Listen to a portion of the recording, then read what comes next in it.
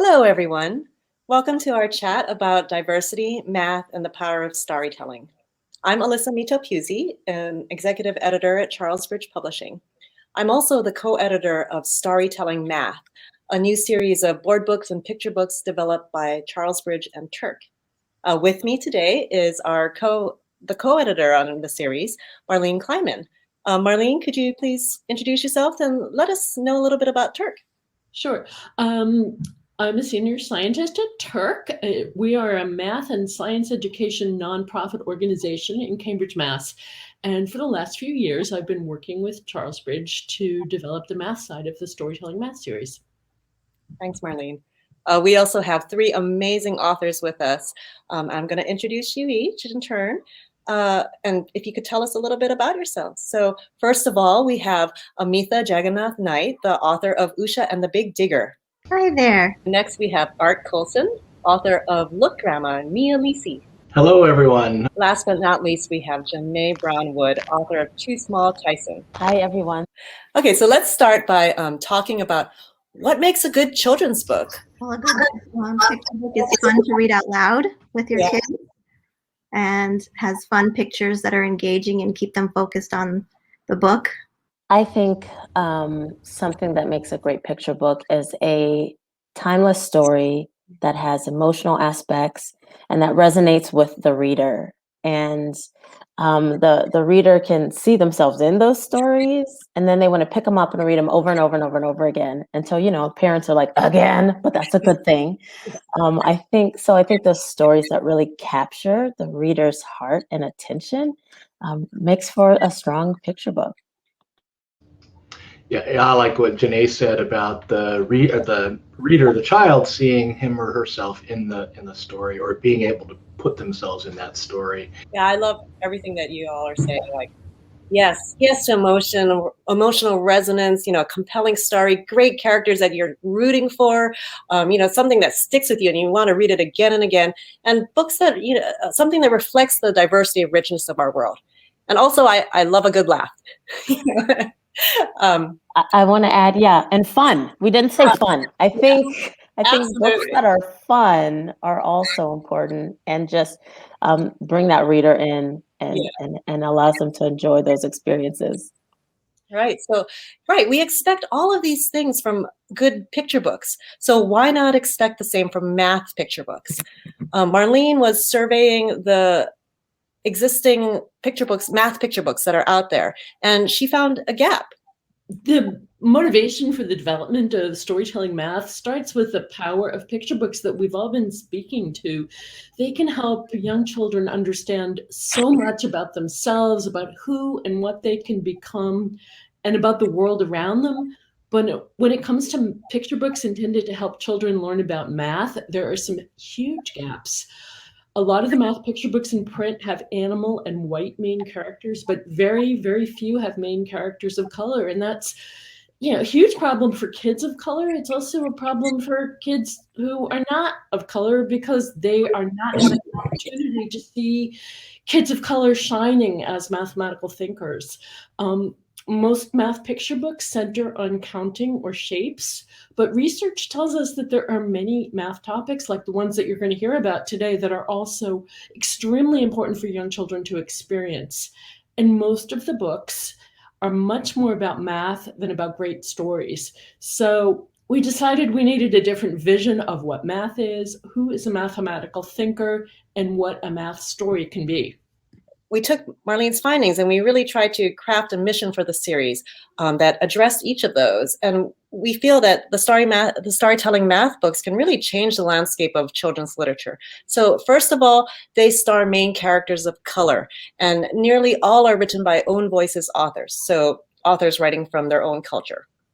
They feature important but overlooked math topics, as Marlene said, like patterns and spatial relationships that, go beyond counting and math to tackle math concepts that are important for young children's success. And they feature compelling, emotionally resonant stories that kids are going to want to read again and again. So let's talk about how all of your stories weave together these components. We're going to start off with math. And Marlene, would you like to jump into that? I'd like to start with everyone telling us a little bit about your story, how it originated, the characters, the plot, and what the math is, how you wove the math in through your story. So my book is Ocean the Big Digger. And what I basically tell people that it's about sisters, stars, cartwheels, and constellations. And mostly it's about three girls who see different shapes in the same stars and have to learn to see things from each other's perspectives, literally and figuratively. So through the story, Usha, the main character, learns about the Big Dipper from her older sister, Arthi, and immediately, because she loves trucks, identifies it as the Big Digger. And through the story, she and her sister argue back and forth about this because they end up looking at the stars from different angles. And let me show you a spread too. This is Usha, and she's laying on the grass, and you can see her sister is laying head to head with her. So they're seeing the same stars, but for one of them, the stars are upside down relative to the other person's point of view. So as you can see, that means they're looking at things from a different perspective. And because of that, they don't recognize it as the same shape at the beginning. But through the story and through a third girl coming along, their cousin Gloria, they're able to eventually figure out that they're all talking about the same set of stars. The math in this story, it is so very rich. Rotation, orientation, perspective. They're geometric, or as many people call them these days, spatial concepts. Research shows that spatial relationships are among the most important mathematical concepts for young children, but they're very hard to find in picture books. And children who have strong spatial skills in the early years actually do better in all school subjects throughout their school career, in science, in reading, as well as in math. So we are very, very excited to have this totally novel take on spatial relationships that brings in so many other topics like astronomy and Indian culture. It's wonderful. One of the questions you asked was the inspiration for the book. And actually it had come out of a workshop that Marlene, along with Charles Bridge, had run for authors to learn what kinds of math they were looking for. And something that Marlene had said was that people often have trouble recognizing triangles if they are rotated differently from how they're expecting. And that kind of caught my imagination there with the rotations, along with, I was working on another story that had to do with constellations and stars. So that was already on my mind. So I think that's how that came together. My book, which I get it on the screen here, which I just got in the mail, so I was very excited. I got it before the day. So this book is about a young Cherokee boy who lives in Oklahoma, and the inspiration for it really came from both our discussions early on about the series and some of the concepts that we were trying to cover, but also I have a cousin who is a scientist, and he talks a lot when he does school presentations about how he learned mathematical concepts and spatial concepts from his grandmother when she was teaching him to make baskets. So that's really where my whole story kind of arose, from that concept, my cousin Eric, and how he learned math and became a physicist through that early teaching from his grandmother. And so this story is about a little boy named Bo who lives in the Cherokee Nation and is making these Cherokee marbles, we call them. It's a game, a traditional game that's played at our holiday. Normally people just use billiard balls, but some people still make the old kind where we take a rock and form it using water, and we make it into a sphere, and then they decorate them. And that's not very common, but Bo's making them for the holiday, and he's going to sell them at the Cherokee National Holiday, where his family has a craft booth at one of our craft sales. And so he needs to find something appropriate to hold all of the marbles that he's made in his family's small booth. And his grandmother keeps sending him to look for something that'll fit in a small patch of the booth. And so Bo runs all over the house looking for things. And I will also say the other inspiration for Bo actually is my daughter Jessie, whom we call Messy Jessie, who who's never left a room in the same shape she found it. And I think she does see herself in the book a bit, with Bo running around the house making a mess as he's looking for things and emptying things out to that might fit in the booth and hold all of his marbles. And so, I mean, the math of volume, I thought was a really great concept for kids. We talk a lot about with children, and I hear it all the time. Oh, I'm no good at math. I'll never have to use this again. And I say, you use math every day. You may not know it, but you're using math every day, particularly with like how much, what container will hold all the leftovers that I'm trying to pack up for mom before we do dishes. It's an everyday math problem that he doesn't stand there and say, I'm solving a math problem. He just does it. It's that mathematical thinking you talk about, Marlene. It's the thinking that kind of infuses him and as he's, learning. Well, one of the things that I really, really love about this book is that typically about the math in the book, I love so many other things too. But children meet this math, volume, capacity, area in the later part of elementary school. Once they're fluent in multiplication, they learn it as formulas and equations. And sometimes they end up having to do calculations with area and volume, and they have no clue what they really are or how they relate to each other. So that kind of disconnect can cause anxiety and difficulty in math because they're just cranking out these things and they don't know why they're doing it. So stories like ours can serve as a springboard for really making sense of volume and capacity and area in everyday life and help kids when they get to school. And I've had adults tell me, as I've described different stories, this one in particular, I don't really understand the relationship between I need a book like that. No, I think it's an issue for so many people, and this book goes a long way. I think about my own experiences with math because I was also one of them that was like, I don't like math don't like me.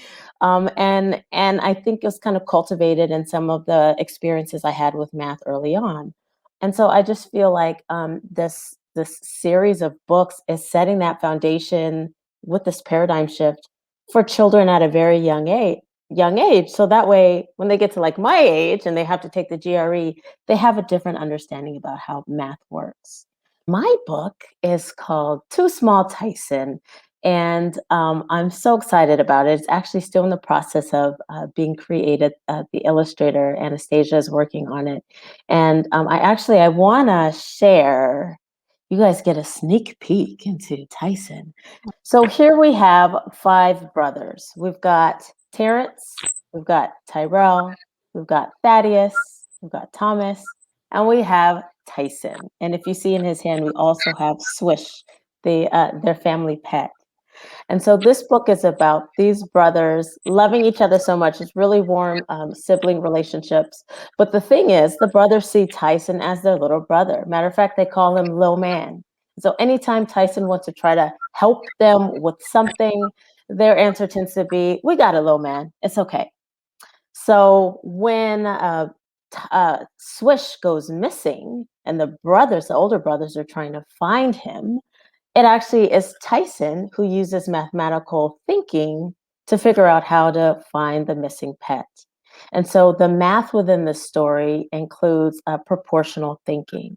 What proportional relationships is kind of like what is in an art story. They're another example of a topic that kids meet maybe later in elementary school with little understanding of what those calculations mean. Like they're using proportional relationships when they convert from inches to feet and inches to centimeters. But how do those connect to each other?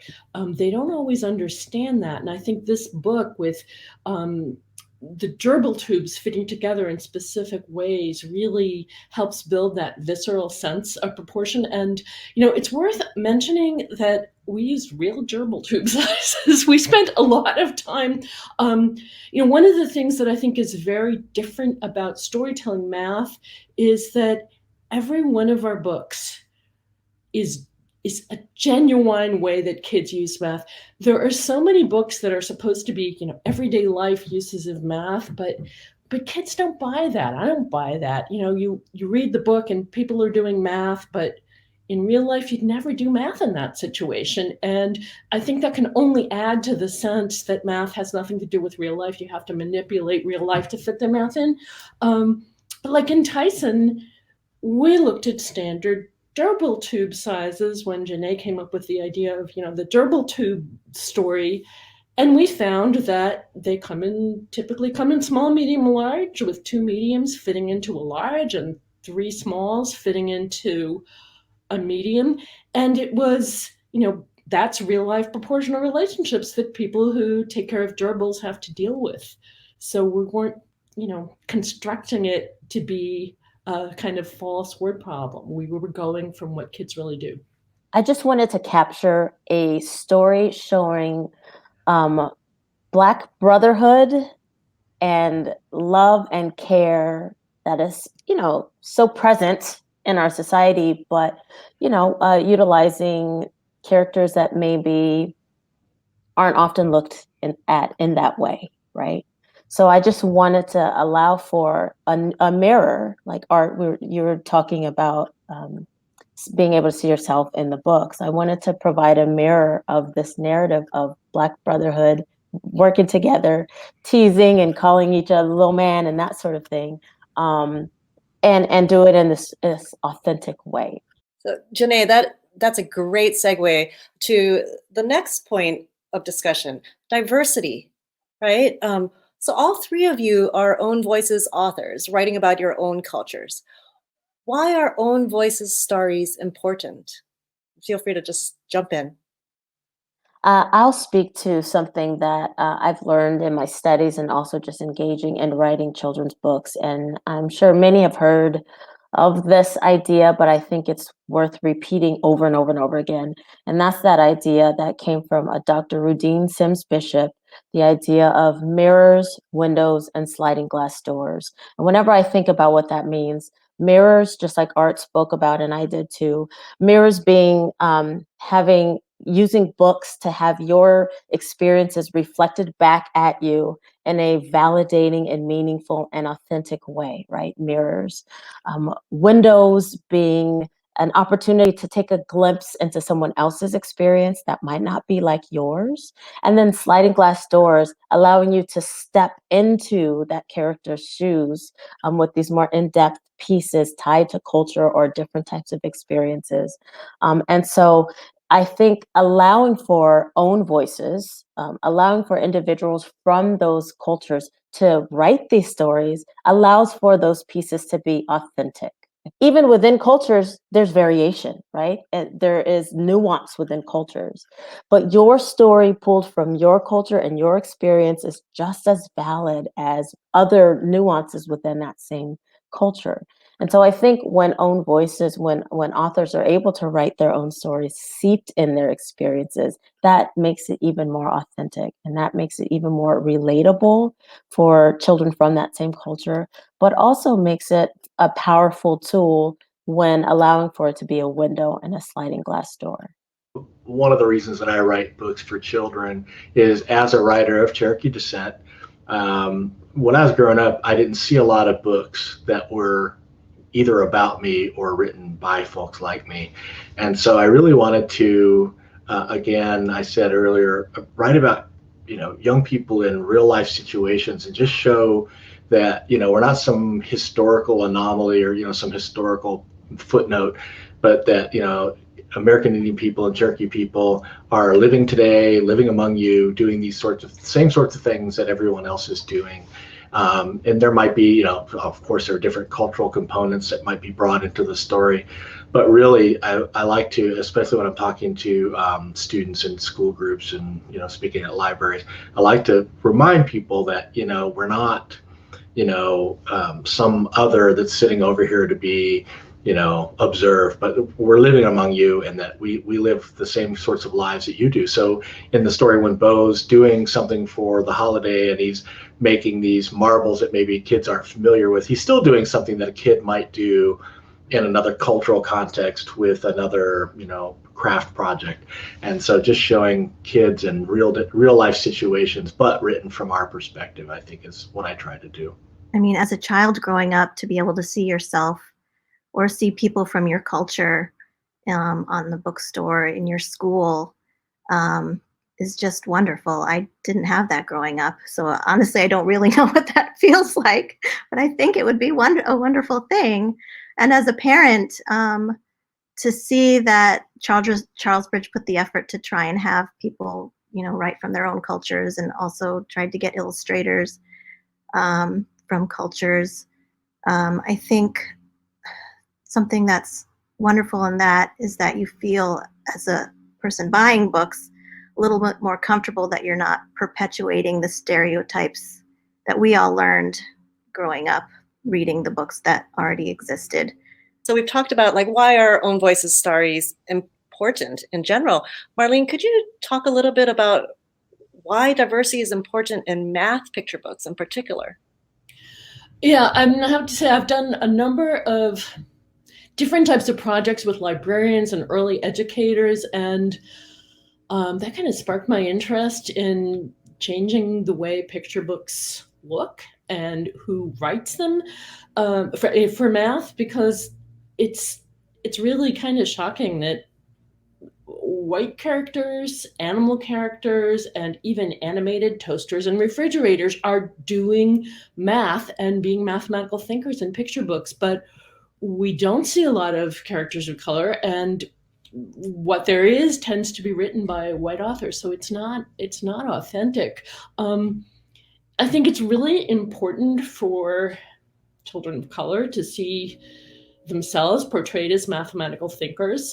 There's research that shows that implicit assumptions about children's math abilities based on race begins in preschool or even earlier, and it impacts teachers as well as the children themselves. Many people, no matter how well-meaning they are, no matter what kinds of diversity of training they've had, they still harbor subconscious ideas of who's a mathematical thinker and who isn't. I remember my daughter had looked at an image, and it was a little black girl, and she had puffs, and my daughter saw this picture and was like, "Oh, she has puffs like me." And I know that because of that, she's probably going to be interested in knowing what is happening in the story. And then if you have that, plus you have aspects of math in that too, it really is opening this door of building warm experiences around reading, but also discussions about math because it's a part of these stories. And so some of the negative associations that many of us might have with math or in our own experiences, we are setting the stage so that's not the case for young children now. We want to normalize mathematical thinking. We want to normalize own voices stories so that they're not looked at as these special books that are in a certain corner of the library. We want it to be something that everyone resonates with and connects with, and maybe the big connection is on the emotional level, and that's something that these books bring to it. Marlene, that is a fantastic segue to the next section, and next and last section of what we're talking about is the power of storytelling. There are great concept math books out there, and counting books, but there aren't that many fiction math picture books. So how can fiction books be a powerful way for children to explore and learn about math?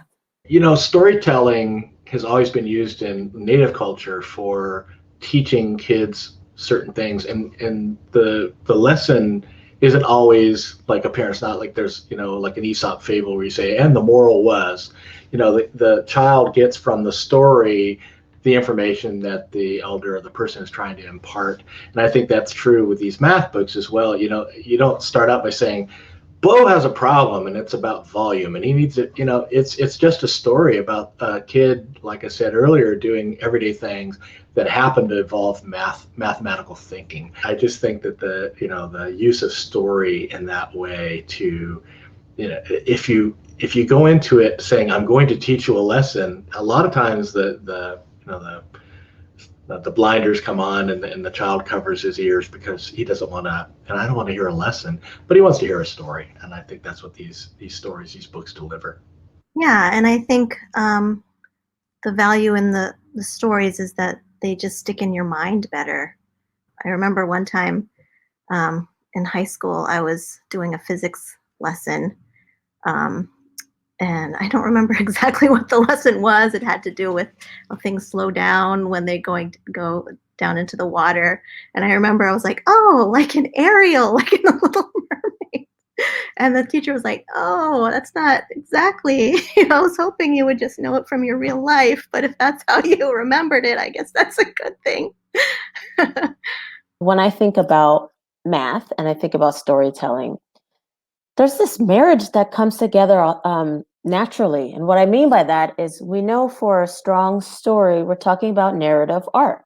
We're talking about there's some kind of conflict, there's some kind of problem that needs to be solved, right? That's often, in addition to the emotional piece, but that's often what's pushing the reader to read what's going to happen next. And when we think about math, it's about problem solving as well. Figuring out how to do this certain thing to get from point A to point B. So to me, it just feels like such a natural marriage of storytelling and math that just works so beautifully. Some people will say, well, math is a universal language, so why do we need own voices in math? And I think we've hit on so many reasons, but stories are grounded in context and culture. And also, apart from the math, just as we want kids to see themselves in the pages of the books, they should be able to see themselves in the authors and illustrators of these books. They should know that those are careers open to them as well. Yeah, I don't know that I even thought of myself as a writer growing up, even though I was writing stories and making up plays with my sister. It wasn't something that I saw myself doing. I guess if you don't see people like you doing those things, it's hard to imagine it for yourself. So beyond the math and the diversity, what's at the heart of your story? I would say my story is about sisters and just learning to relate to each other and learning to play together. Usha and her, I think Usha's main goal is to get attention from her sister and learn how to relate to her. And I would say in my book, Bo is just trying to find his place in the family. He's the young one. The whole family participates in these events, and Bo has never felt like he's fully part of it. He's just been there, and this is his year where he finally gets to sell something in the family booth. You're talking about kids, just they're on the cusp of so many things when there's at this age of the characters in these books where they're just about to go to school or they're just about to kind of find their way in the world, exploring the math. They're also exploring their place in maybe this larger context. And I think that was, for me, that was Bo really just wanting to be, just wanting to be a big boy. I want to be part of the family and contribute, and I want to be a big boy.